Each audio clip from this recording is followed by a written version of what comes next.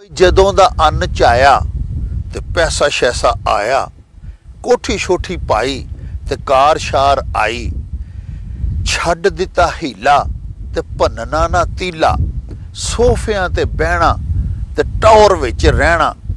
मखमली रजाइयां ते रेशमी तुलाइयां, बैड फोम वाले हफाजतां दुआले,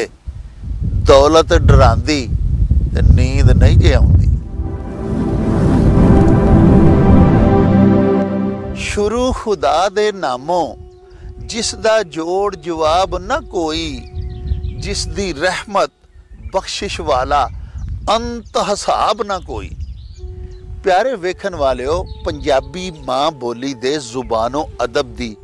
प्रमोशन दे वास्ते शुरू कीते जान वाले यूट्यूब चैनल मेला टीवी दे उत्ते तानू दिल दियां डुंगियाइयां तो जी आया नू आखने आ। प्यारिओ, साडी बेनती है भई साडे चैनल नू सबसक्राइब जरूर करिया जे ते बैल आइकॉन दा बटन नपना ते बिल्कुल ही ना भुलना। प्यारे वेखन वालिओ, अज तो कुछ अरसा पहले यानी माजी करीब दे विच ही साडा लाइफ स्टाइल कुछ इस तरह दा सी भई रब नू ध्याना ते कम उत्ते जाना, भार शार चाना ते थकना थकाना, भुख ने सताना ते सीधे घर आना, मां ने पकाना ते रुखा सुखा खाना, नींद ने सताउना ते पैंदे पैंदे सौना, मारने कुराड़े ते सुनने ना हाड़े, ढोल पिया वजे ते बदल पिया गजे, मां सी जगाउंदी ते जाग नहीं सी आउंदी। फिर आसूदगियां आउंदियां गईयां, हौसे ज़र ते मादा परस्ती ने लाइफ स्टाइल नू बज़ाहर ते अपग्रेड कर दिता, लेकिन हालत यह हो गई भई जदों दा अन्न चाया ते पैसा शैसा आया, कोठी छोठी पाई ते कार शार आई, छड्ड दिता हीला ते भन्नना ना तीला, सोफियां ते बहना ते टौर विच रहना,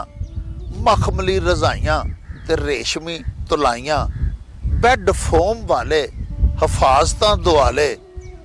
दौलत डरांदी ते नींद नहीं जे आउंदी।